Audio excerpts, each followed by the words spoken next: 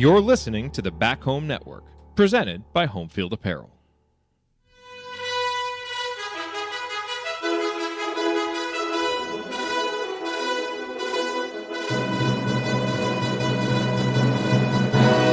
And welcome, Hoosier fans, to this week's edition of Assembly Call Radio, where each week we discuss the most important topics in the world of Indiana basketball. This is our 271st edition of Assembly Call Radio.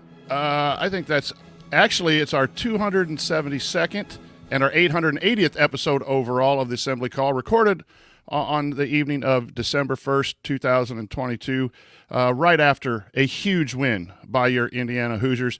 I'm your host, the coach, Brian Tonsoni. And let's begin this edition of Assembly Call how we begin every edition of the Assembly Call, and that is with our Hoosier Proud banner moment.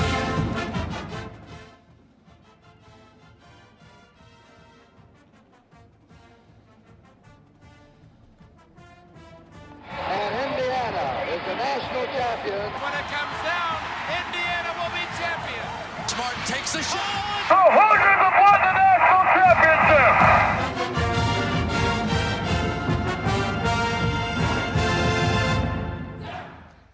This week's banner moment occurred last night in Assembly Hall when the Indiana Hoosiers defeated North Carolina 77-65 with a suffocating defensive effort. Whether it was the block party at the rim or the extreme ball pressure by the perimeters, Indiana was locked in defensively. That makes this old coach a happy man and made a lot of Hoosier fans happy as well. North Carolina made a couple of runs throughout the game, but the cumulative effect of multiple Indiana defenders in the grill of each and every Carolina player was immense. The outcome of the game was greater than the final score. Indiana dominated this game on the defensive end. Now, the fouling needs to be adjusted some and maybe a few too many offensive rebounds, but this team flat out guards people. What does that mean? This team will compete in every game, will create havoc on every opponent, and will be able to overcome droughts in offense throughout the season. Jared asked a question in the community about trusting Indiana basketball. Well, this team can be trusted to play defense every night because Coach Woodson demands attention to it on a daily basis. Defense wins championships. I do trust this team, knowing that there will be off nights for sure over a 31-game schedule. However, teams that lock in on the defensive end can and will bounce back quickly from those moments. Hey, Big Ten, Indiana's about to guard you for 40 freaking minutes. You ready? We'll see. Okay, now let me introduce my co-host for the week. There's some of the regular crew spoke last night on the game, and so we brought on the two coaches for tonight's Assembly Call Radio. It's the Steven Spielberg of Indiana basketball film, a Southport legend. It's Coach Tony Adragna. Tony, what's on your mind after last night's awesome victory? Hey, Coach, I'm super happy to be here. Especially after a win. It's always nice when Jared shoots a text on a Monday or Tuesday asking if I can come on, and then IU gets the W before. It's always easier to talk about after a win, but super excited. You mentioned it at the top there. Indiana's going to guard you for 40 minutes. That was my main takeaway, and my main tweet after yesterday's game was relentless effort for 40 minutes. It's all you can ask for as a coach and as a fan of this Indiana basketball program, and just super pumped up about the product that was on the floor last night. Yeah, it just was a night. I was fortunate to be able to be in the building. Just a lot of energy and it started with defense and it ended with defense. And so here's what we're going to talk about this week here on Assembly Call Radio. Segment 1 is just our general impressions of IU's win and the importance of getting that win last night. Segment 2, Coach and I are going to break things down, X's and O's, just a coaching session. So stick with us for that. And then we'll answer your questions in the mailbag in Section 3. All of that is coming up this week on Assembly Call Radio. Home Field Apparel, wear one for the team. This edition of Assembly Call Radio, just like all shows on the Back Home Network, is presented by our friends at Home Field Apparel, where they have the largest collection of vintage IU apparel that you'll find anywhere, with beloved logos like 2 different versions of the Bison and so many more. The bottom line is that Home Field has something for fans and grads of pretty much every school with unique vintage logos for each of them. And no matter what you buy, you know it'll be comfortable, and the colors will last through many washings. Plus, you're supporting an Indiana-based company that came up through Kelly. What could be better than that? I know I've bought some for Christmas. There's some good codes out there. Go buy, whether it's an Assembly Call shirt, Indiana, or another college. I collect them all. Have way too many. I don't think you can have way too many. But anyway, go to homefieldapparel.com and use the promo code HOME for 15% off your entire first order. That's promo code HOME for 15% off. Once again, the website is homefieldapparel.com. Wear one for the team. All right, so let's just go back to, Coach, the importance of last night. It's a program that has struggled for years. We bring back a former player. Things started to go in the right direction last year with a great Big Ten tournament run and an entry into the NCAA tournament. And then a lot of questions on how everything was going to play out this year. So then they go on the road and beat Xavier, and then they come home and beat former number 1 North Carolina. How big of a win, in your opinion, was last night's victory? Well, again, I'm just joking. That was a Mike Woodson joke there. It's important. What I thought was neat was it was a very important win because for all the things you just mentioned above, in terms of, was IU kind of pretenders or contenders and kind of how they ended the season last year and coming into this year with hype. And what I enjoyed is that any way you slice it, it was a big win. But when you ask the team that question and you asked Mike Woodson and Trace Jackson Davis, their answers were, Mike Woodson's was, it's not a statement win, it's our schedule. Trace Jackson Davis was good win. We need to go win at the rack at Rutgers now on Saturday. I think that shows a level of maturity for this team. As fans, we're allowed to be fans. We're fanatics. We Right.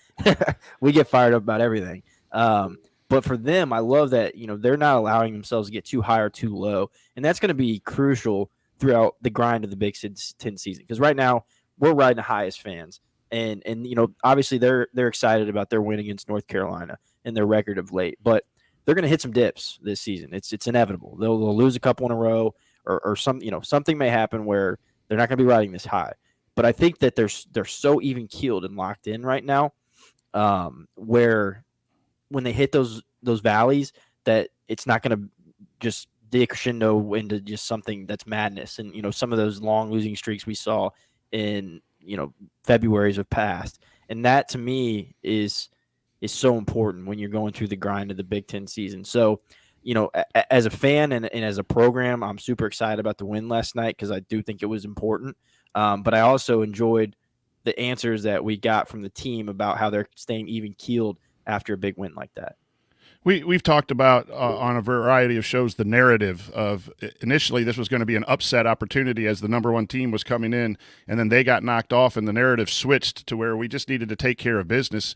And boy, this team, we've talked a lot about being focused. They were locked in. They were connected offensively and defensively. And that's how you win these big games. And it is just vitally important to stack these wins.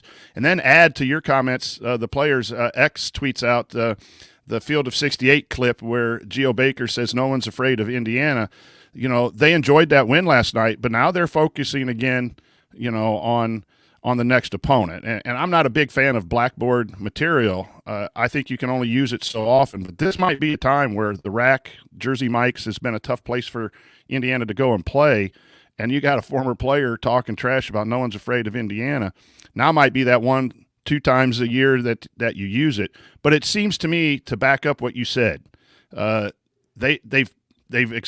excited about last night, but now they're going to be focused here on getting on a plane and flying to New Jersey and trying to get the first Big Ten win because their goals are to win championships.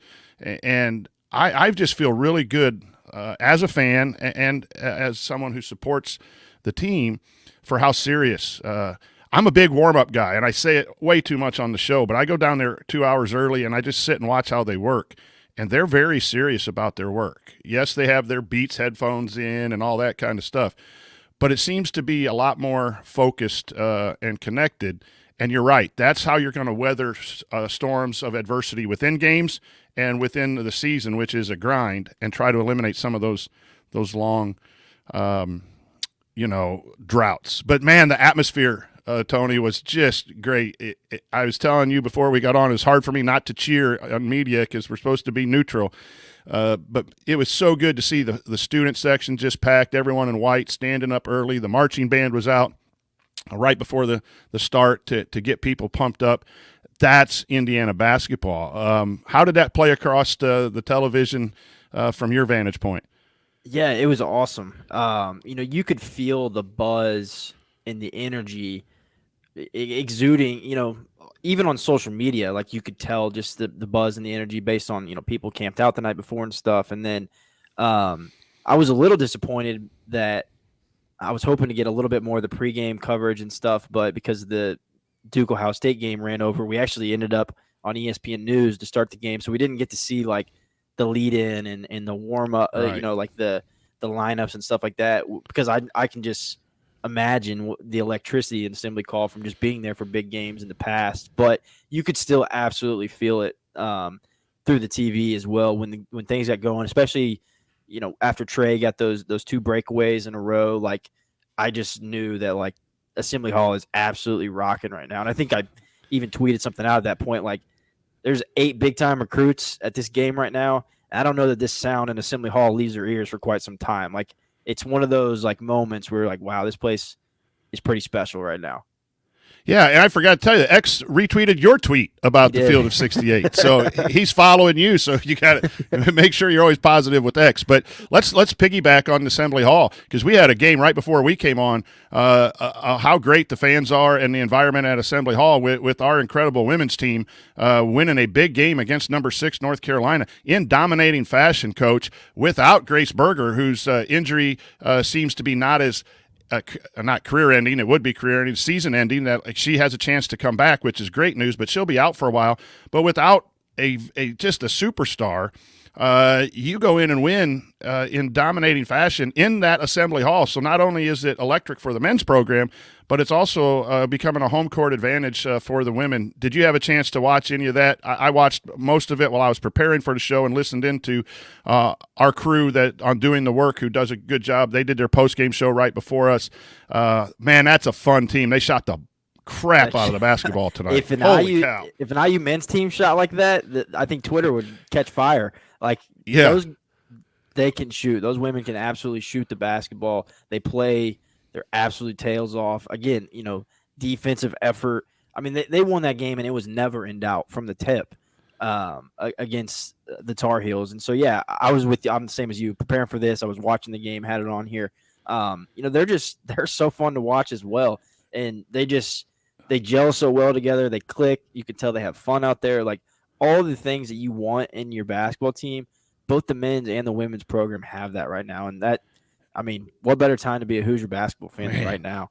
They guard. They run some good stuff. We're going to talk about spacing in segment 2. I thought the spacing in the women's game was just fantastic. And I love that little backdoor give and go. And then when the tag came in, the one play I remember is the kick out to Sydney Parrish, who did a nice job of spotting up to the open spot, hitting that shot. I mean, they are just if you're able to go see a game, man, put that on your list for this season because I think both teams are special. But man, that was a Have fun the night. opportunities to do special things. That's what's awesome. Absolutely. So, okay, coming up on Assembly Call Radio, we're going to do a deep dive into the X's and O's from last night's win. So stick with us.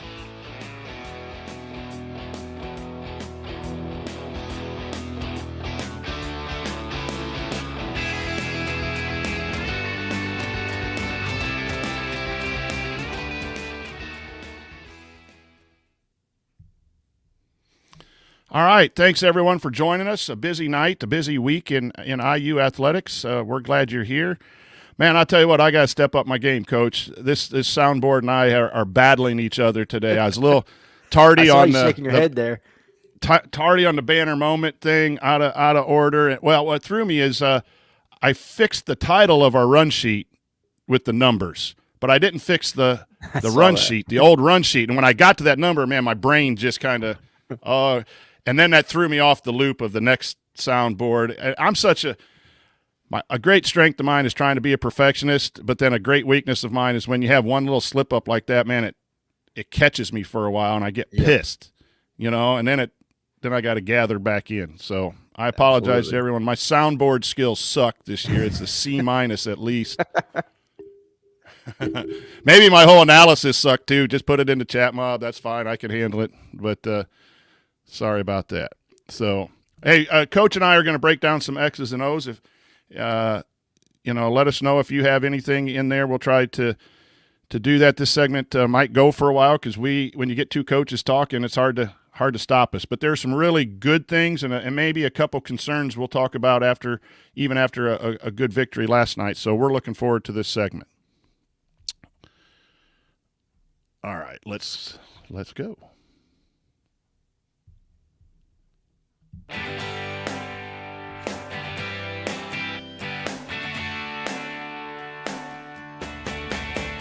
This is Ethan Happ, and I never listen to the assembly call, especially the episodes that Ryan is on. All right, we'd like to welcome Ethan Happ then to listen to the show since Ryan is not with us tonight. But I'm the coach, Brian Tonsoni. I'm with Coach Adragna, and it's time for Coach's Corner. And it's a lot of fun breaking down film when you win because Coach and you and I have both had a lot of breakdown of film when our teams have lost, and it's a necessary job to do. But it's always a lot more fun after a big victory. So our main segment tonight is brought to you by our new sponsor, True Blood Real Estate. Jim Trueblood is a longtime friend of Jared's and the owner of True Blood Real Estate, where he's been helping people in Indiana buy and sell property since 2006. And starting this season, True Blood Real Estate is the exclusive and official real estate partner of IU Athletics, with a team of talented agents to serve you in Bloomington and throughout Indiana. So if you're looking to buy or sell estate in Indiana, you need to experience the True Blood advantage. Go to trueblood.com. That's TRUEBLOODRE.com to learn more. That's truebloodre.com, and tell them the assembly call sent you. So, Tony, we're going to start off on defense because, man, that's what won the game last night, and that's what we're all kind of happy about right now. I thought the overall, from the start to the finish, defense was just absolutely intense and took North Carolina out of a lot of things. And you mentioned the switching aspect predominantly that you wanted to start talking about. So we'll turn it over to you to talk about how you thought that worked and why it was effective last night in defending North Carolina. Yeah, and it really dates back to the Xavier game was when I first noticed IU doing this. And essentially – it's called a Chicago action because the Bulls used to run it with Derrick Rose a lot. But basically, a player's coming off of a pin down screen, and then it's directly into a dribble handoff. So it's basically like a double ball screen almost for the guy getting the ball. And it's really hard to guard because you have basically three guys you got to account for in terms of who's rolling, who's popping, the ball handler attacking downhill. And IU has done a tremendous job. And they started it in the Xavier game, and then they did it last night as well. When they're guarding that action, they're going to switch the guy that hands it off. They're going to switch his defender onto the ball, and then they're going to have a big take the big that's rolling to the basket, and a guard's going to stay with the guy that pops. And Xavier and North Carolina have both just struggled with Indiana doing that because nobody else has done it to them, I'm fairly certain. And usually when teams run that Chicago action, somebody's going to end up open because there's either miscommunication or they're trailing from behind. So then, the ball handler can put somebody on their hip and get to the rim. And North Carolina, really, they had no answer because Indiana was just switching a guy onto the ball handler, and then the big had another big on him rolling to the basket, so there wasn't anything there. And the guy popping had a guy taking away the pop. And so really all they could try to do was isolate our big that had switched onto the ball, but they took so many bad shots that it didn't really matter. So it's just something that it's a minor detail, and it's something you got to pick up in the scout, and then you got to drill it. Like, it's not like Indiana just goes out there and they execute this because they talked about it in film earlier that day. Like, it's something that coaches have picked up on film days in advance. They drill it, they talk through it, they show it on film to the team. The team goes out there, and then they execute it to an absolute T. And, that's what I want to articulate is how the little details of things like that are so important, and the little things go such a long way and turn into something so big. in which ends up last night, being a tremendous defensive effort. Like, those are things that happen days in advance. It didn't just happen overnight that a switch flipped and Indiana got good at defense. Like, these are little drills that they're being disciplined in, and then it turned into what we see last night. You have to rep it out, and that comes from your scouting. Whoever had to scout decided that was a way that they wanted to attack that particular offensive part of North Carolina. And then you have to break it down into drills, and then you got to break it down into live action. And we always broke down special things in shell, 3-on-3, 4-on-4, and just repped it. But the thing in a college game is you've got to do that with some intensity because of the number of practices in between games. You don't have a whole week like we had in high school. Let me ask you this, because the question was, they ran – I understand that Chicago is a handoff into a ball screen, basically, on a side. Mm-hmm. But they ran some staggered double handoffs, too, where IU guarded it a little differently. They kind of chased that, didn't they? They did. And then had the big drop, and that's where you saw a lot of the floating runners that they hit one or two, but a lot of contested twos at the rim off of a staggered screen as two screeners – for off the ball on a guy coming off the corner, and then that guy off the corner gets a handoff, usually from a big. And it's hard for your big defender to switch on to a guard if you wanted to switch. Indiana didn't switch that double stagger ball screen Chicago-type action, correct? Correct. They did not. And, they were, like you said, they were trailing that ball handler, and then they were winning basically a drop coverage off of the ball screen there. And we're actually kind of teasing my film room in the community because I think I clipped 6 of those clips when Indiana did that, and I think North Carolina only converted 1 of them. And basically, I think Indiana knew they could run that coverage because they knew that North Carolina's guards were not going to give that ball up to the big. You'll see in the film room that they had opportunities to hit guys. Like, Indiana's coverage was dependent upon what they thought North Carolina was going to do with the ball, and North Carolina played right into their hands. They shot contested. Were they tagging at all off the strong side wing as that ball handler was coming off? It was like a hand on the tag. Right. It wasn't a full. Correct. And so they had opportunities, and even when the tag guy would get lower and would try to take that, they had the opposite corner, and I think Caleb Love only hit that opposite corner once. Instead, they were shooting these tough runners over Trace Jackson Davis. I think Trace got 2 different blocks on him. I think Race got a block on that exact action. And that was North Carolina's kind of bread and butter action that they were getting great looks off of. And, time after time, they shot tough runners over Trace Jackson Davis or Race Thompson. And like I said, I think they were like 1 for 6 on him or something like that. Heavy ball screen in the middle. Heavy Chicago action. They went to that staggered double. A lot of ball screen handoff stuffs. I thought their most effective stuff was what I call the rip screen or the diagonal screen for Nance to get into the post. They scored on that 2 or 3 times. But I'm interested. I love, and this is something I gained from our head coach at Western, Mike Lewis, that we really wanted teams to take tough twos. And sometimes when you watch and that guy turns the corner at the top and he drives down the lane, you want to say, why are you letting the guy drive? Keep him out of the lane. But sometimes that's by design. When you have good rim protection, which you do in Race and TJD, and those guards want to score. That's a great part of scouting, too, that you brought up, that to give credit to the whole coaching staff. Like, those guys want shots. What did Caleb Love took 37 shots in the 4 overtime? Like, he doesn't want to pass the ball. And that's part of the problem. So you take advantage of that as a coaching staff and set your defense for that. And that double handoff, it's a little different. You can't triple switch that because there's 4 people involved. Right. You could switch it and have the big come out in high hedge, but then you got Baycott or someone rolling off that handoff, which could be dangerous. You had Nance popping. But so there's 2 different actions, one on the side with Chicago handoff ball screen, one with a staggered double, and the team had to know how to guard it differently. But sometimes we as fans get frustrated when that little floater hook shot by a guard goes in. But that's by design because, as you said, of 6 times, maybe they scored only once. You play the statistics, and as coaches, we got to choose to give up something. You're not going to prevent everything. So you want to take away the 3 with some teams. You want to double the post in other teams. Well, this one is you got selfish guards on that other side. Put them in a position where they think they're open. We're going to throw the size at them. And make it difficult, and so that's something great to watch. I'm looking forward to your film room, which you just do a great job on that. So my topic defensively was the ball pressure. The offense was started deeper. Comment in the chat, everything was uncomfortable.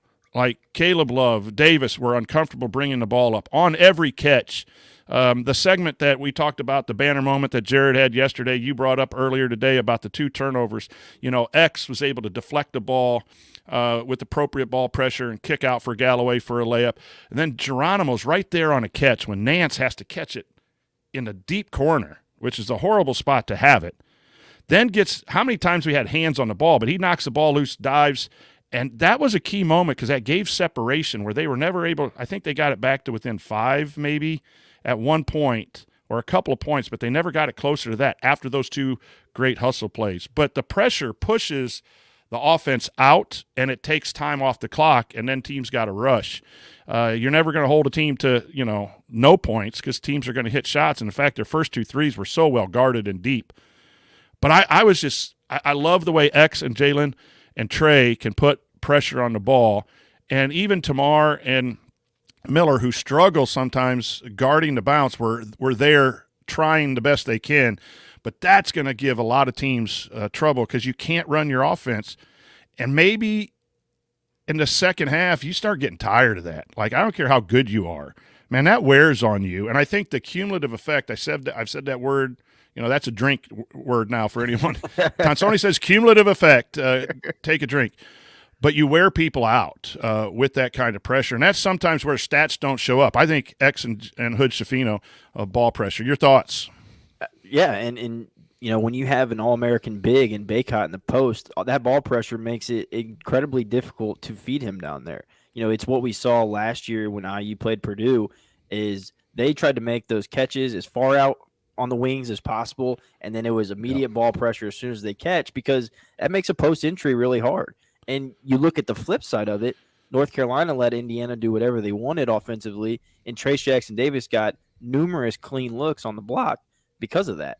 And so, just the ball pressure is so important, and Indiana has 2 incredibly gifted in Jalen Hood-Schifino and Xavier Johnson, guys that are able to put heavy ball pressure without fouling and without getting beat. And those are 2 incredibly important things because if you just put a bunch of ball pressure and you're fouling the mess out of guys and you got to go sit on the bench for half the game anyway, it kind of defeats the purpose. But if you can you move your feet, play without your hands, move your hips in there, which both of them did an excellent job. And, and these are in Caleb Love and RJ Davis. These aren't like 2 slouch guards. These are 2 guys that led their team to the national championship last season. And so that pretty awesome to see.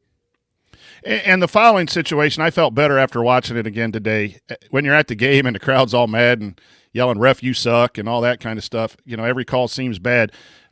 Sometimes the most aggressive ball pressure team will get fouls. And that's an area of concern. I think you got to play that level of defense and try not to foul or know when to back off a little bit. When you have a 10-point, 11-point lead, one of the quickest ways to let a team back in is to foul and stop the clock. So that's a point where you can get into film and teach that. But now I want to ask you, sometimes with that drop coverage and the rim protection and wanting to go hunt blocks, Indiana got outscored on second chance points 14-6.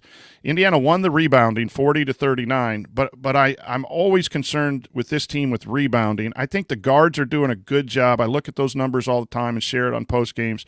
Thought guards had good rebounds, but they got we had trouble securing and ending a defensive possession at times, even as good as we are. And so I have here, if you could explain the importance of that crackdown block out when a big comes off his man in drop coverage on the ball screen or from block help to fly and try to block a shot. It leaves his man unblocked out, the crackdown block out, which is so important on those contested 2s. Absolutely. And, it's essentially the help the helper mentality. When the big comes up to help in, may not even be trying to block the shot, but comes to help, backside defender's got to drop to take away the dump off. Well, it's the same thing on the rebound. When Trace Jackson-Davis go flying in the air, his man's left uncovered, and maybe that's in a Baycott. And there is a clip, I think, of Trey Galloway did an excellent job on the crackdown block on Baycott when Trace and that's actually a great point. I should probably clip that one just to kind of explain what we're talking about here because, it's so vital to getting out and going. in your offense, and obviously vital to not let the other team score on putbacks. It is a hair concerning when you rely so much on funneling everything towards rim protection, because you do run the risk of giving up offensive rebounds. And then when you're playing somebody like Baycott, he's a monster down there. It compounds that a bit. But yeah, like you mentioned, that crackdown block is it's vital to everything you want to do to get out and go on the opposite end.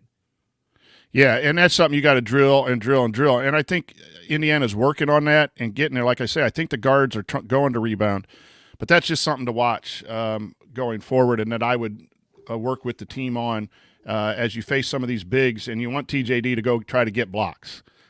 Go get them, because that just changes the mentality of the game too, and that wears on people too. And you got that big dude jumping up and swatting stuff.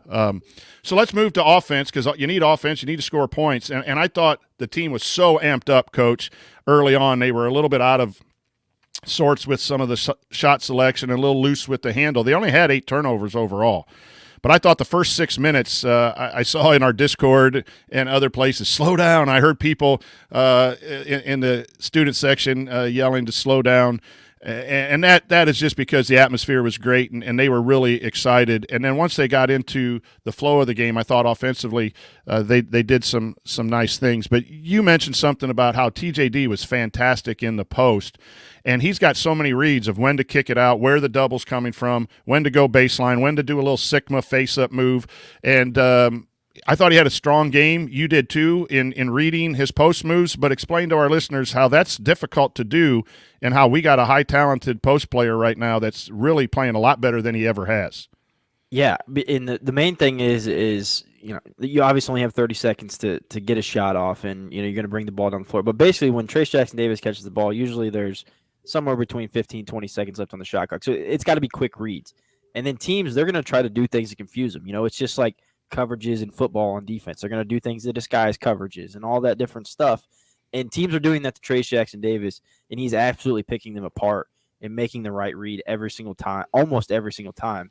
And he makes it look so effortless that I fear that like somebody like Malik Manu might step into those shoes next year, and he might not be as good at it right away. And people might be like, oh, what's wrong with Malik? But like these reads Trace is making are elite, high level, things that make you the player of the year in college basketball. Because I think 4 times last night, North Carolina threw a double team at Trace, like a hard double. And I think IU scored 2.3 points per possession on those. A couple kick out threes, one dump off to, I believe it was Geronimo for a layup. And then there was one more that I can't remember what happened, but every single time IU scored. And so that throws things off right then and there for North Carolina, because they're like, okay, obviously doubling is not working. So then he gets to be single covered in the post, and then they're going to try to sit on his dominant shoulder when he can go to his right shoulder, left hand. And now he's making great reads and spinning back to his right or over his left shoulder. Even though sometimes he shoots it with his left hand on that side, he's still countering how the defense is reading him and playing him. And so there's just – and sometimes he sits and waits. Sometimes he'll back in. Sometimes he'll face up. There's just so many reads that he has to make in such a quick period of time. And I'll be damned if he's not making every single one right. So let's talk about North Carolina. Early on was choosing to double down from the strong side, the feeder of the basketball. So if I throw the ball into the post, my guy was going to go down, and they kind of half dug a little bit and was waiting for him to put the ball on that. And Indiana had normally sent a cutter through and then would space up on the weak side. But Indiana made the adjustment either through scouting, preparing, or early in the game making that decision to keep someone strong side and not cut through. And I think that is a great choice. That's, again, another situation. We'll talk coaching at the very end of this segment where Hood Schifino hit a three, and there were some easier kickouts instead of kicking it out always across.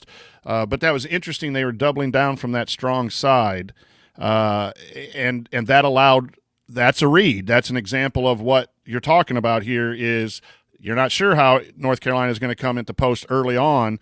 until it gets in there a couple times, and you're going to see a multitude of coverages. But I wrote that in my notes that was interesting, and that's why Hood Schifino was able to score early, because he was the one entering the ball. His man was kind of half digging or going hard, and then the kick out, and then he was able to attack a closeout, or he was able to pull and hit a three.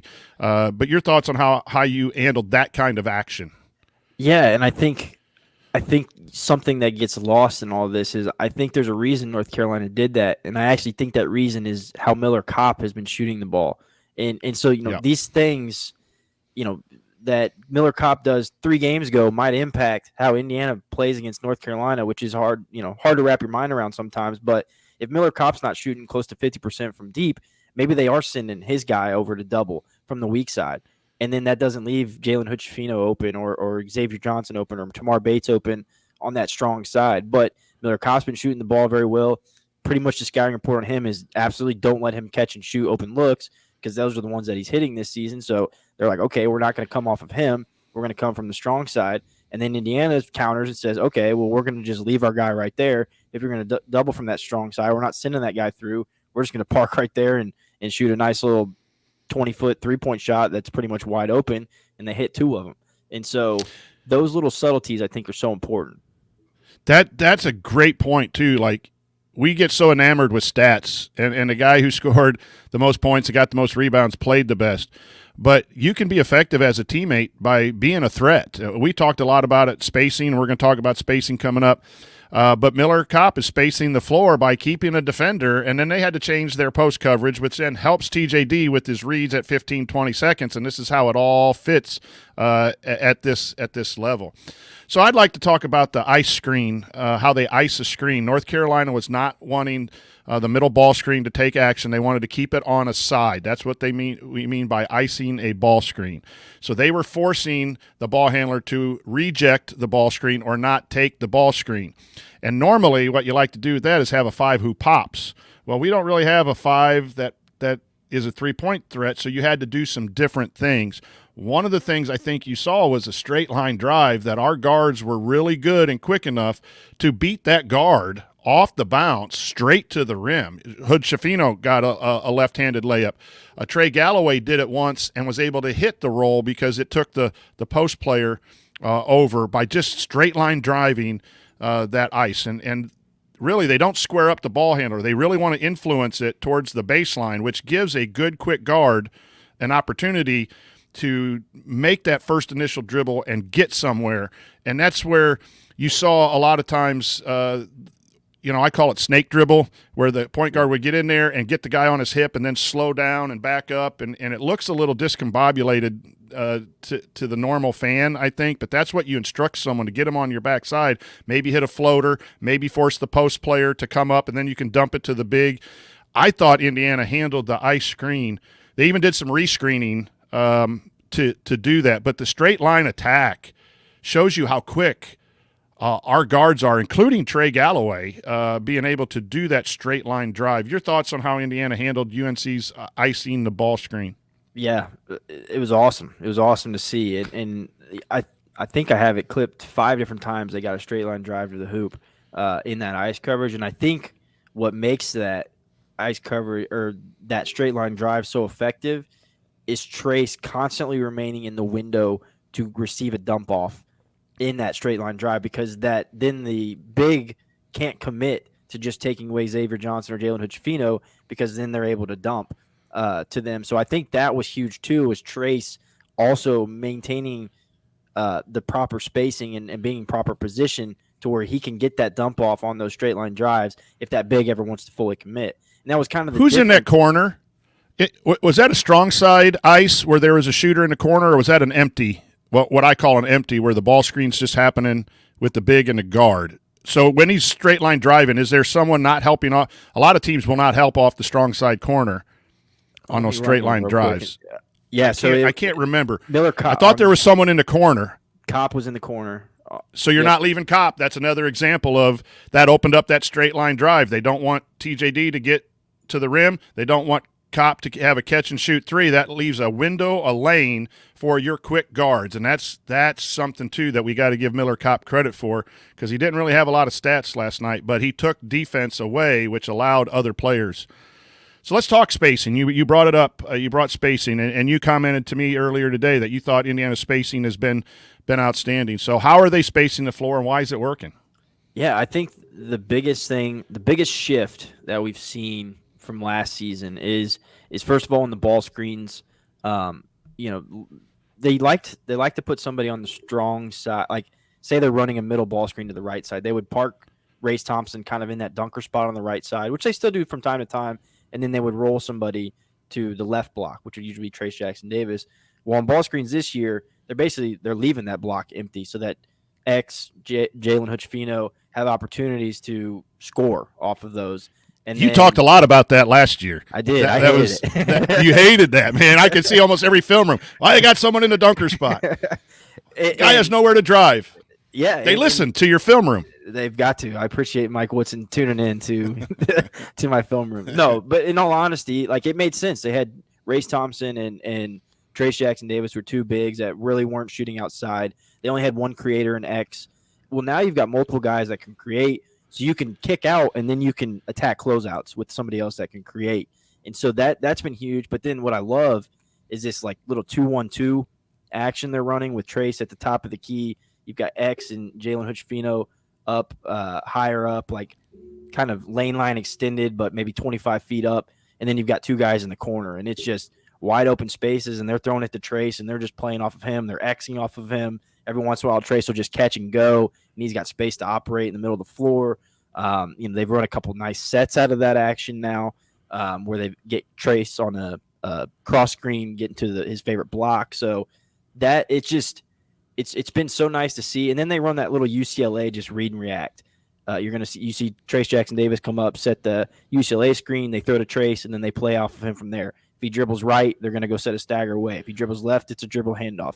And to me, that's been some of their best offense is just read and react. It's not set based. It's just taking what the defense gives you. And so for those of you who might be wondering with our terminology, we get talking terminology. Let's explain a little bit. A UCLA screen is a back screen where the post comes up from the low block to the elbow, and a guard has entered it into a wing, and then the point guard comes off a back screen of the big, like TJD, and then TJD will step out and get a catch just above the elbow. So we've talked a lot about getting TJD catches at the elbow. That's one way you can set a screen. They got to guard that back screen action. Then TJD catches it, and then you can play from there. He either drives or passes into a ball screen or chases, those things. So when we say UCLA screen, that is a back screen up the lane from a post player for a perimeter, and then that post player usually steps out, catches a ball, and then depending on where the ball goes, a certain action on that. So that's good stuff. I mean, you can run so much stuff. You can run, reverse middle roll and replace out of that. You can reverse it and screen away, all kinds of things of that. So I think the offense is a lot better. The players understand it. The players have a little more freedom. Shooting is still always going to be the issue. We didn't need the three last night because we got a lot of transition points. I think it was 17 transition points or points in transition, and that made up for any of the missed shots. And for me, it's just there's a couple open threes that I thought were good that if they go down, this is a 20-point game like it should have been. I think Indiana was 20 points better than North Carolina, and the only reason it was 12 is because Geronimo had a nice three. And you're not going to make every open three, right, Coach? But it seems like Indiana misses its fair share of open threes. Contested threes or late shot clock threes are going to go 30, 35% of the time. Right. But if you're wide open, that's got to go 60% of the time, 50, 60% of the time if you're going to really be a good team. And it's just still an area that I thought Tamar had an open one that didn't go down.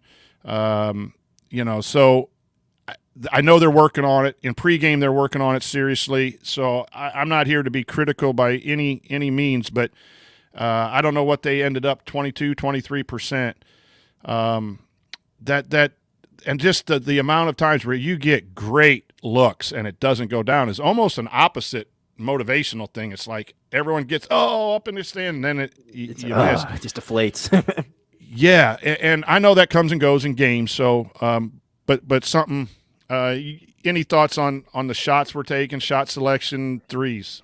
Yeah, I mean, I think the shot selection has been key to this season. I think that, haven't been forcing the issue by any means. What I guess what I at least appreciate about IU is you look at North Carolina's misses versus Indiana's misses. At least, I mean, Nance had some ugly ones last night that didn't even hit the rim. Or Tamar Bates had one that was in and out. Xavier had one that was in and out. If those two are in, you're looking at 6 for 13 instead of 4 for 13, and then you're looking at almost 50%. So I'm kind of with you. Like, I want to see it improve. I know they're working to improve it. I think they're getting good looks and they're generating good offense, which is what's most important to me. Like you said, last season, a lot of those 3-pointers, they weren't even shooting good looks, or they were guys that shouldn't be taking them. We're taking the majority of them, things like that. That hasn't been the case this season. So I'm not incredibly concerned about it because of the looks that are being generated, and Indiana's still operating at a top 20 offensive efficiency currently. But I do think that at some point this season, it's probably going to come down to Indiana's got to make a couple shots from distance to win a game or two, and that's going to be important. So let's talk about coaching. I think Coach Woodson's having a great run this season. Not that I'm in any position to really evaluate Coach Woodson, but that's what we do here on the assembly call. I thought there were some key things last night that and all season he's used timeouts well. I like when I'm sitting up there and I'm like, they need to get into the post, and the next thing you know, they get it into the post. So it just makes me feel good, like I'm thinking at a little bit higher level than normal. But I think he's really got his thumb on the team a little bit more and understanding, hey, they've been a little loose. Let's go to our main guy. But I thought the first thing that I'd like to talk about is how he handled the fouling, the post foul trouble. I thought was remarkable to get through that, and we didn't have anyone who fouled out got disqualified. And I marked down that at the 4:28 mark, Indiana was up 4 or 5, and both of their starting posts had 2 fouls and went to the bench. And I thought, man, this is a key moment, and that's right when that defensive explosion, fast break, Trey Galloway, the bench really did a good job. Geronimo picks up 3 before the half, but he comes back with race. I thought that was just remarkable. And always when you make the decisions and it works out, it's remarkable. And if you make those decisions and it doesn't, we're going to be critical. But I like the way he's subbing. You got a couple starters with some bench players at a time. At most, you have 4 subs with a point guard who's running the show, or 4 subs with TJD. I just think his use of personnel has been outstanding this year, especially last night.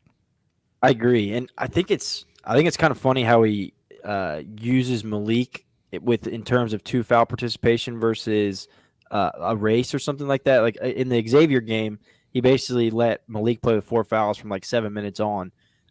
Last night, Malik picked up his second. He let him play. And, it's a fairly small sample size. We only have one season to look at. But Mike Woodson does not like to play guys with 2 fouls in the first half. His 2 foul participation on Kimpom, I think, was in the 300s last season.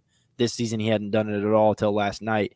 But I think it's funny because he lets Malik play because he trusts that if he gets in foul trouble or he fouls out, Race Thompson's going to be able to step in and you don't miss a beat, which is not necessarily something we had last season. And like you said, it's that trust, that next guy up, next man up. And like you said, managing that last night is difficult because, at one point Trace picked up a second. He's yelling, "Don't take me out. Don't take me out. Don't take me out."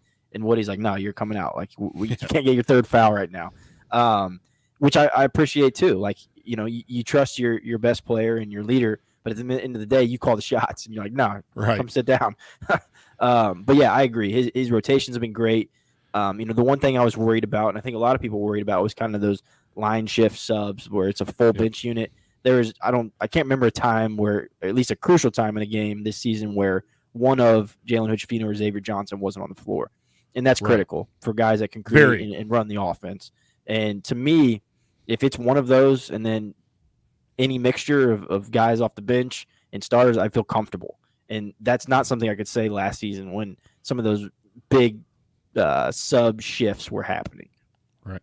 I feel very comfortable with that as well. And the big thing for me in the offseason was I know he loves to give freedom to his players and trust his players, and at times he let X call offense and all of that, and you want to do that some, but I thought that was a little too NBA, and I think he's got his thumb on this a little bit more, because there are times when the offense kind of gets into a hurried, people taking bad shots. I see him doing a lot more coaching of offensive stuff, especially with his young guys, but I see him calling plays more, sets or at least actions to get the ball where he wants to go at critical times, and it usually is when you need a shot, go to Trace Jackson Davis.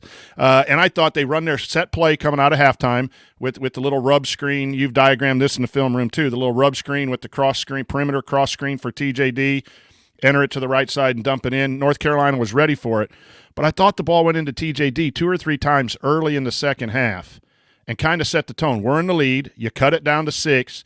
And I think that was key because TJD got going.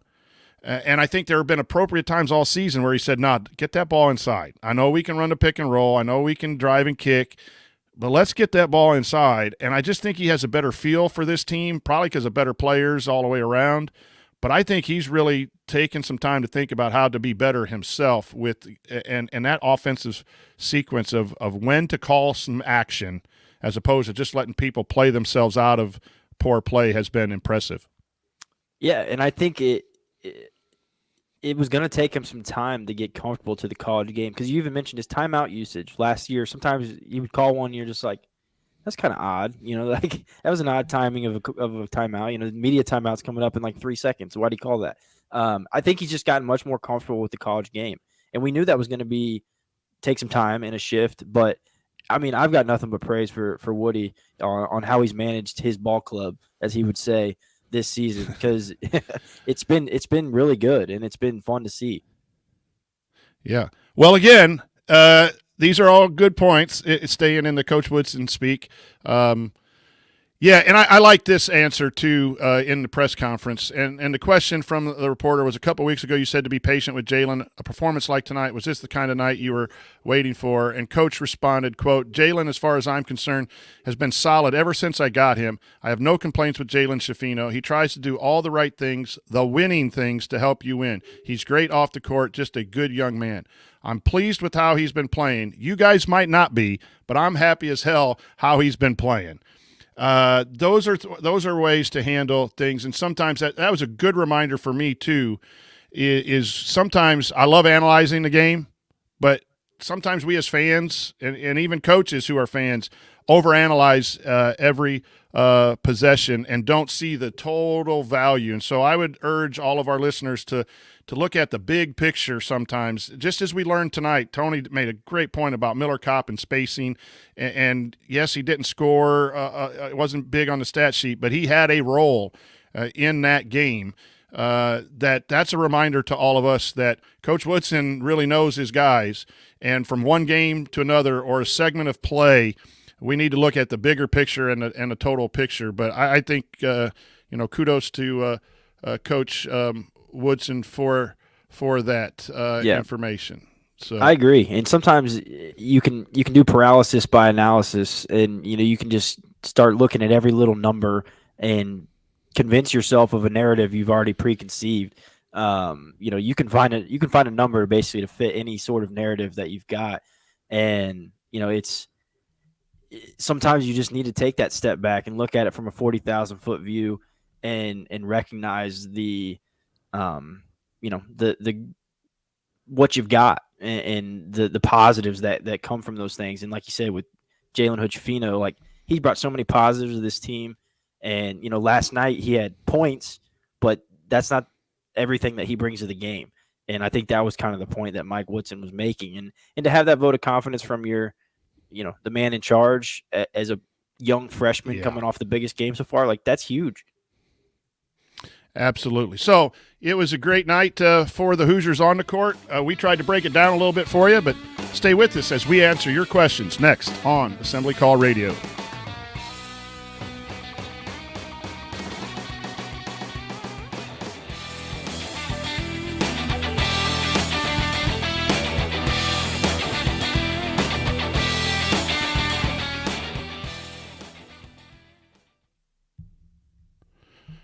All right. That was fun, man. I That love was it. fun. I always enjoy diving into it. I also I- appreciate you sometimes pulling it back and like, hey, this is what we're saying, because I know that sometimes I can just get I going always- and talking. I know that I always worry about that because, you and I can sit here and we'll talk rub screens and, your terminology is somewhat similar to mine, but there's a little difference. But we can talk, how do you wrap off a flare screen or whatever else? And someone's like, all I do is wrap presents, I mean, so Right. I've learned that through the years too. Sometimes you got to, especially too with an audio podcast, like a lot of our people will listen to it when they're driving or walking or exercising.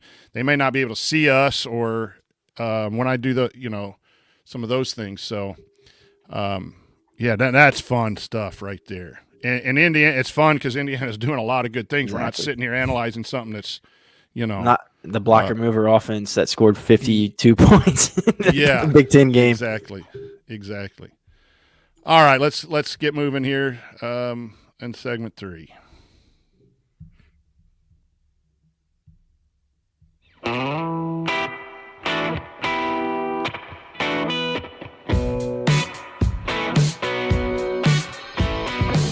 This is Nick Zeisloft. I never miss an open 3, and I never miss an episode of The Assembly Call. All right, welcome back to Assembly Call Radio. I'm the coach, Brian Tonsoni. I'm joined with Coach Adragna, and we just got done talking about Indiana, North Carolina. We nerded out, geeked out in our basketball talk, and we tried to keep it. I think that was about 40 minutes of talk. We could have gone for 2 more hours, but that's just really good stuff, Coach. Thank you. It's now time for our mailbag. All questions were submitted via our private IU basketball discussion community, which you can learn more about and join at assemblycall.com/community. So our first one is from Andrew Keenley. I apologize if I did not pronounce that right, Andrew. And he says, here's a real simple one. If fully healthy, should Trey Galloway be a starter? I'll throw that to you first. Yeah, I mean, I think you could start him. Like I don't. But at the same time, I like the energy that he brings off the bench. I like that he can finish games. I like that he can be somebody off the bench to be a creator if Xavier or Jalen Richardino are coming out. One of the two's coming out, and he can still be a creator. I think he certainly could start, but should to me is probably going too far. Just because Miller Kopp brings something a little different to that starting lineup in terms of shooting and spacing and things like that, to where, especially right now, I wouldn't rock the boat when you're having success, but I certainly think he's capable of being a starter. I think that's a great way to answer it. Trey Galloway brings a lot, and especially if he can hit shots. But he had 11 points last night, had some nice runners, was able to get out on the break, and he's able to guard. So it's easy to say, I heard it last night from some people in the media room, should he be playing over Miller Kopp? Maybe technically, like you said, could from a basketball standpoint, yes, but sometimes it's your closers that matter, not your starters that matter, and there's some chemistry issues. Like, I think Miller Kopp is a great teammate, just a fantastic teammate. A little biased, he came and sat right next to me. I know some of you don't like his TikToks and all that, but he was filming the words, his fellow players, but some of that locker room stuff is important. And he does space the floor, as we talked about, drawing the defense that allows TJD to do some things. So I think it's better for Trey to get maybe more minutes, but get those off the bench. And I have to give Miller Kopp a lot of credit last night. I thought defensively, he fights like hell defensively. He may not be able to guard this dribble. They ISO'd him early in the second half and drove the lane, but he hustled, and he somehow the shot was missed. And that's what you asked. Airball that layup, right, off the left wing to start the second half. So, I'm coming around to appreciate Miller a little bit more, because you got to look at the intangibles with Miller. And there is a lot to who you start, not making a big deal about that, and not rewarding the player who played best the game before with the start. There's much more to managing a team, Coach, I think, than than necessarily playing that game.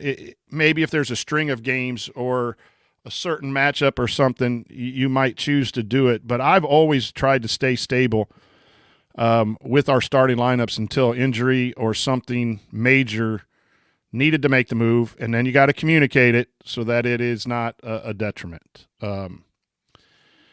So I would say no to Trey Galloway starting, but I would say yes to more Trey Galloway minutes.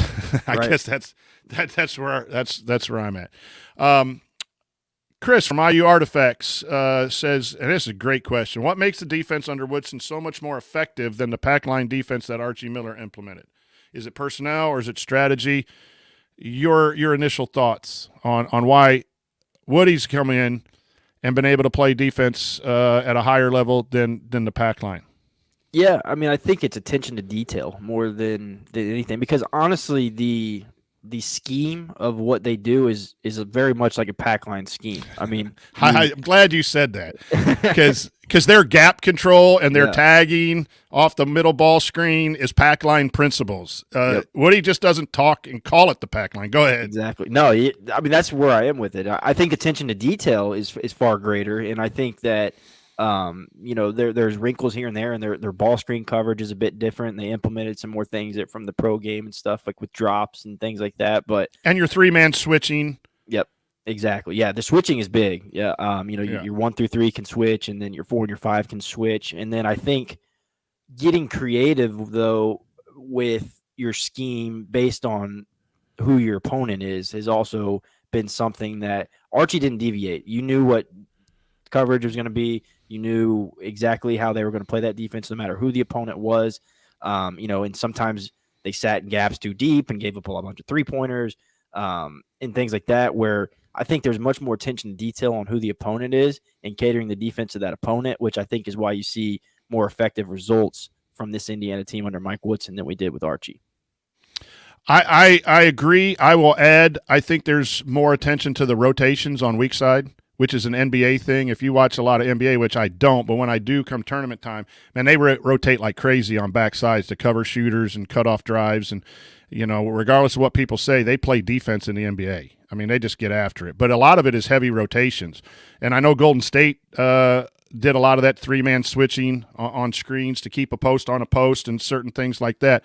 So that's where I think the attention to detail. The other thing is what I talked about, ball pressure. I think Woodson's big on disrupting the ball handler and being there on catches, which I did not see that emphasis in the pack line. But the pack line, because certain coaches run it and then they have success or don't have success, or it slows the game down like Bennett at Virginia, gets a bad reputation. But it's solid defense. It's just where you force the ball. I mean, you still got to have good ball pressure. You got to be in good position. You got to close out well. You got to be able to help the helper. You got to help the helper who helps the helper. You got to crack down block out in every scheme of defense. I think we fans get caught up. We're not happy with Archie. We're glad he's gone and he ran the pack line, and now Woodson's playing good defense. But this is a lot of pack line. Yep. It's just a switching thing different here, those things, which Woodson is doing a lot better than Archie did in those principles. But it's not heavy denial. It's not, heavy pressure, not, getting out and denying the reversal pass at the point and giving up back cuts. You don't see Indiana do a lot of that. And let's be honest, Archie's defenses weren't bad. His bad thing was his offense. They were Ken Pom top 20 one year, Ken Pom top 30 2 other years. I mean, they didn't really have a bad defense under Archie. It was offensively they were really hard to watch sometimes. And the ball screen coverage is key. You mentioned too, because they're going over with the drop or a flat hedge for the predominant amount of time. I've seen a little bit of switching on certain handoffs and ball screens, as we talked about the triple switching kind of stuff. They've done that effectively at times, but boy, that over, they're just living and dying with those forced twos, and trying to do that. That's just strategy. So I think that's the difference in the defense. Jim Bernstein asked a follow-up to Tony's video on our offensive sets. What additional sets or plays do you anticipate Coach Mike Woodson employing as the season progresses? Yeah. Honestly, there's no telling. He's added some wrinkles. He's got a book full. Yeah. I mean, yeah, literally the guy knows offense. He's run some great ATOs this season, which are ATOs or after timeout plays. And in our conversation with Coach Ya from a couple weeks back, he noted that Woody, he really takes those ATOs seriously, and he gets guys in good positions.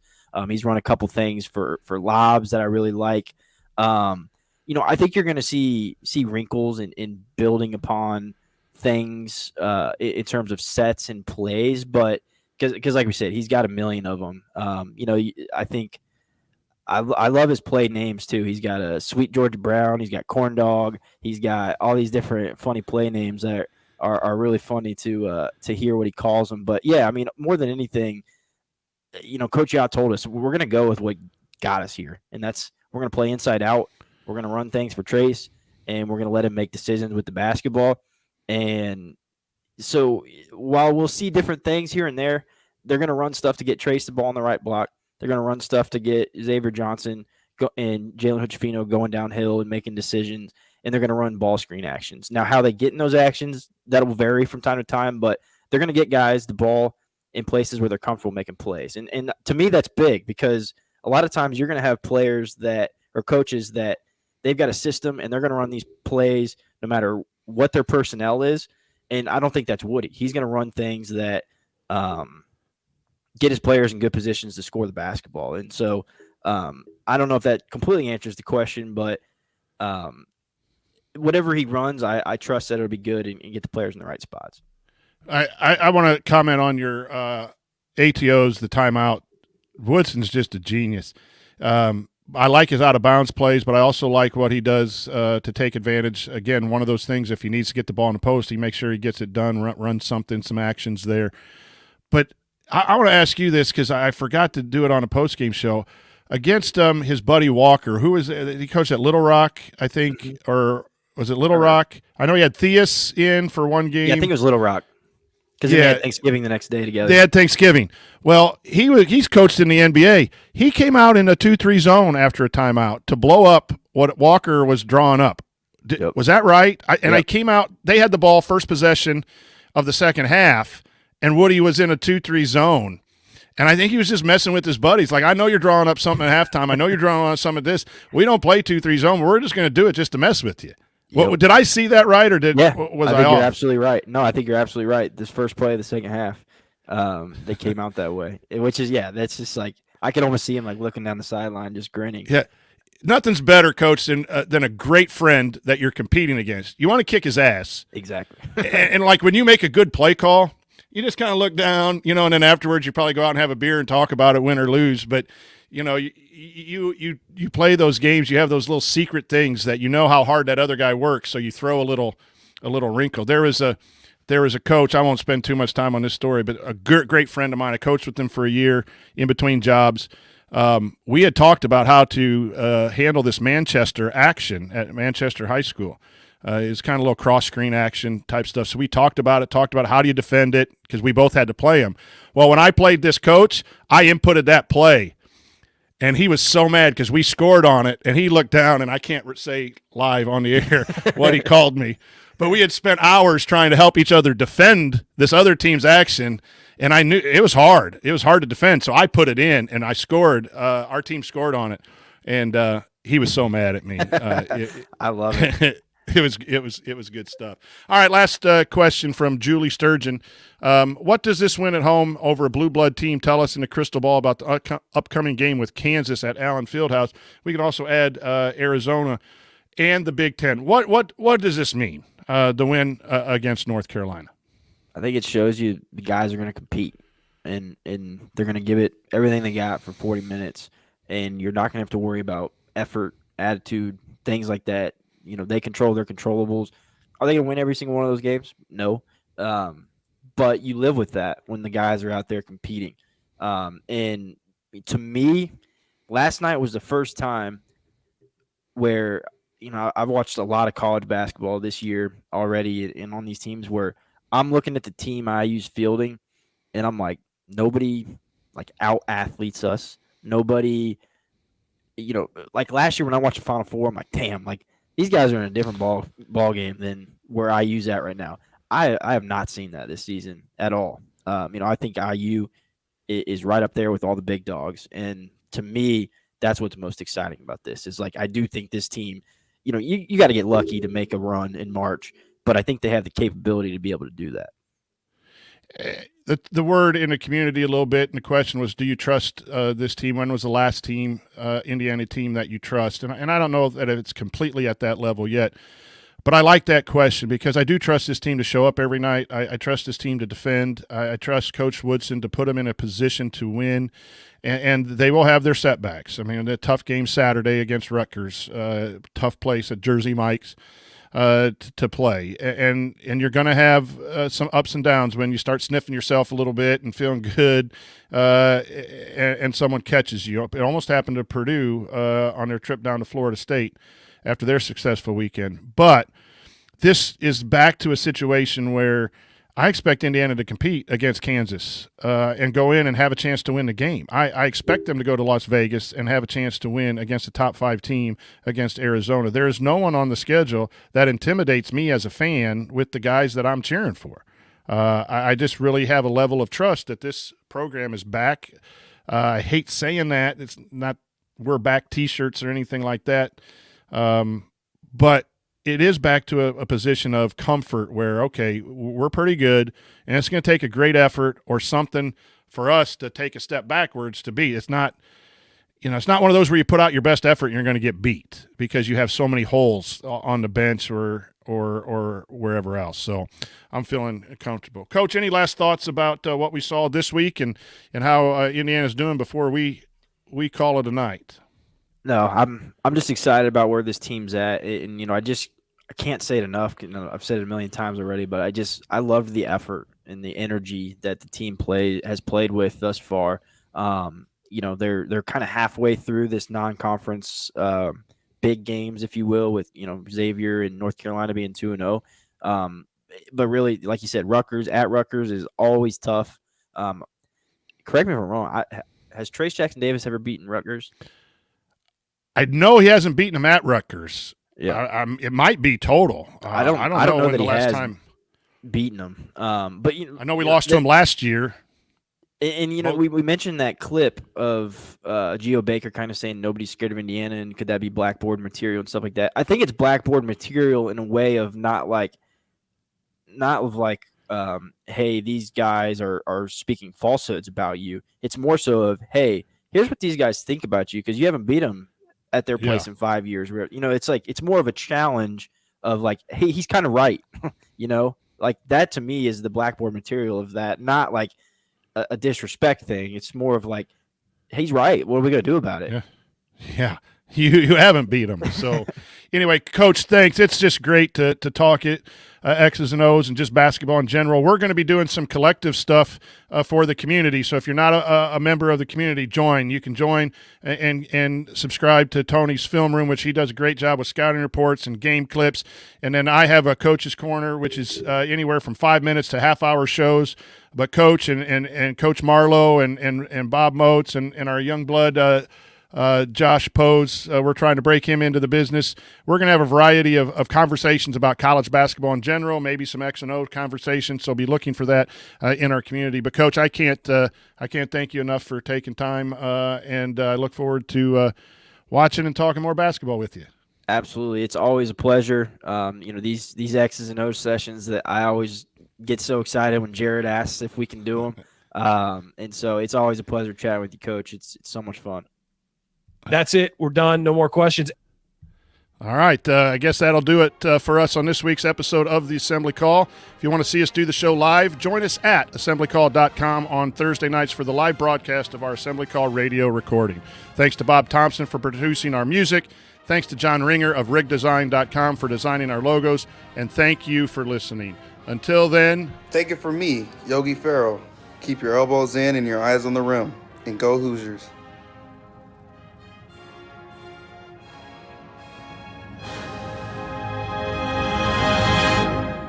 Thank you. Thanks for coming out.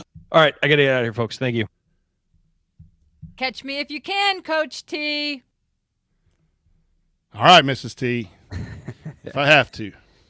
I have a confession. I was given a word to use tonight. Oh, no. You didn't get it in? I did. What was the word? It was corn dog. Oh, Corn dog. I did remember you said that. When did you say that? I said Woody had weird play names like Sweet Georgia Brown and Corn Dog. Yeah. Who gave you that idea? Just a buddy of mine that listens to the show. Oh, that's awesome. That is awesome. Those are little things. Figure out how to work it in. I was like, I don't know if I'm gonna be able to do that one, but I made it without just sounding like an idiot. No, it kind of just. I thought, okay, he knows the play calls. Corn dog, because we all have done it. Oh yeah, we've all had plays or acronyms for plays or whatever. As coaches. So I didn't doubt that for one bit. That was great, smooth. Your buddy owes you a case of beer or some whiskey or something for being smooth and doing that. So the guys ought to know. Hopefully they will get wind of that their shtick now in the post game is now gone on to assembly call radio. That is great. I tell you, that is the funniest stuff. It is funny, and that's team building. And those are little things, I know the Yankees won and hated each other, and there's all kinds of examples of teams that didn't get along that were successful. But if you get along, so there's a guy, Miller Kopp, who starts, doesn't get a lot of opportunities, doesn't stuff the stat sheet, doesn't get the minutes that maybe he thought in transferring to Indiana, but is there supporting his teammates, making people laugh, doing those things. Again, he sat down next to me. He goes, "Here it comes." He was hitting me, and that it was just, I'm supposed to be a reporter there, and all of a sudden I got into fan stage, right? Like, Miller Kopp, IU player sitting right next to me, talking to me. Let me take a picture. I'm thinking he's probably thinking this old dude is a weirdo, but I am. I love it. But that is so good. It's fun. Yeah, they're Corn fun. dog. Like they're just fun. It's fun to follow those guys, and the behind the scenes stuff is cool to see because sometimes you forget that they're humans and kids. They're college students. They're having a good time, and when you win, it's a little bit more fun. And one other thing we didn't really know, but I thought was cool last night was how many players came back from several different eras, right? And fully embraced by Woody and things like that. Like that was really neat. Yeah, it was just a great night. And then Indiana, to be honest, all the kumbaya stuff we're throwing out, they've got to back it up. I mean, all that good vibes can go out the window if you go and lay an egg at Jersey Mike's and don't play well and then come back and you got in Nebraska. I don't see that happening too often. It'll probably happen once or twice a year where the performance isn't that great, but every game you have to justify your resume and where you're at if you want to win a Big Ten championship and cut down some net and then get a good seed in the NCAA tournament. You don't arrive because you're playing you beat North Carolina and call it quits. And when we know this too, Coach, in the teams that we've coached, it's hard sometimes after a big win. It's harder. Really hard. It's just harder. It makes no sense. Like the North Carolina players are better than Rutgers. So on paper it makes no sense that this game's going to be a struggle. But on the road is always more difficult, and then after a big win, you beat your rival. Who's your rival at Southport? Perry Meridian. Perry Meridian. Yep. Did you play them on a Friday night and have a Saturday night, or did you have a? How did that break it? We always play them the night before Thanksgiving. Okay. But big then rival then. Yeah, but then we would always have a Saturday game after that. That was harder to get up for. Right. You had that Thanksgiving day off, practice in the morning on Friday or in the afternoon, something out of the ordinary, right? Those are all little intangible things that coaching staffs have to deal with, and we are dealing with 18 to 23-year-old, sometimes even dealing with pros. At least it's not a noon game. Like those noon games, man, those things are just – sometimes those are a toss-up in itself. Well, and Kansas is 11 in the morning, right? Because isn't Kansas on Central Time? Yep. So that'll be 11 o'clock local.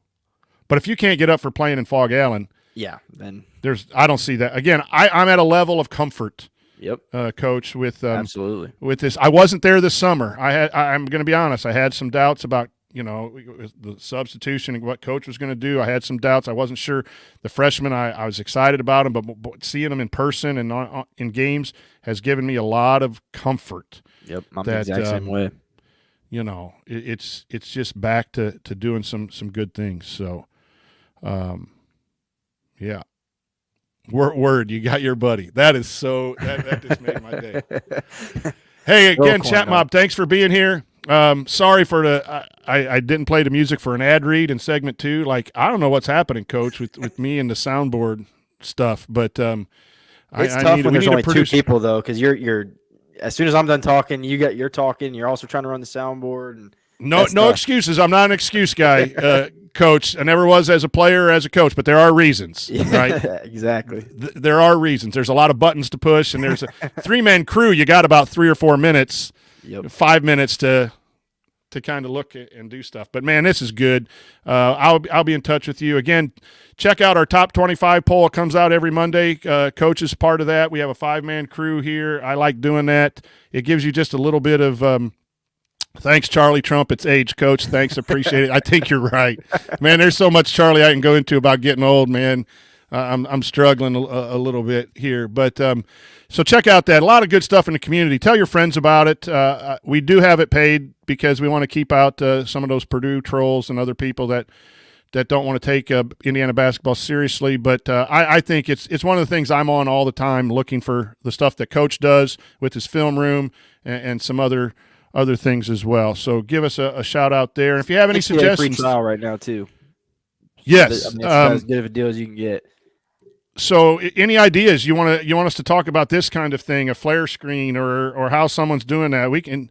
I can throw a 5-minute video together rather quickly. Tony's an expert at cutting video and doing stuff like that too. We really want to be here for you guys. You guys make it so special for us. Again, congratulations to the women's team, to the men's team. It's just a solid start to basketball. So, all right, Coach. Call it a night. Try to get some sleep after both of us didn't get a whole lot of sleep last night, and get refreshed for the weekend. Absolutely. Take We're care. glad you're with Coach. us. Always a pleasure. All righty, we'll see you.